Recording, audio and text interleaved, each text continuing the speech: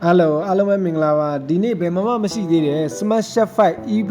ကားတစ်စီးရဲ့ driver side ကာဘာတကားဖြုတ်နည်းလေးကိုကျွန်တော်ပြောပြပေးမှာပါနော်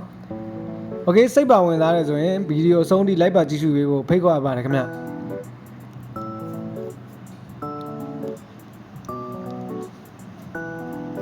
Okay နံပါတ်1ကဘယ်မှာဖြုတ်ရမလဲဆိုရင်ဒီတကားရဲ့ဒီအခုကသူက Swift လေးဖြုတ်သွားပြီဗျအဲ့ Swift ဖွင့်တဲ့တကားဖွင့်တဲ့နေရာကာဘာလေးကိုဖြုတ်ရမယ်မီးချောင်းလေးရှိတော့သတိတော့ထားရမယ်နံပါတ်2ကဒီမန်တင်မန်ချလုပ်တဲ့ခလုတ်အုံလေးကိုဖြုတ်ပေးရမယ်ဒါကတော့ကျွန်တော်ကားအသစ်ဆိုတော့ဖြုတ်ရတာနည်းနည်းခက်တာနဲ့ဂယူးဆက်ရတာနဲ့ကျွန်တော်ဖြုတ်လိုက်တယ်ဗျဒီမှာမီးချောင်းလေးရှိရဗျအဲ့မီးချောင်းလေးတွေကိုဖြုတ်တဲ့ချိန်မှာရန်သတိထားရတယ်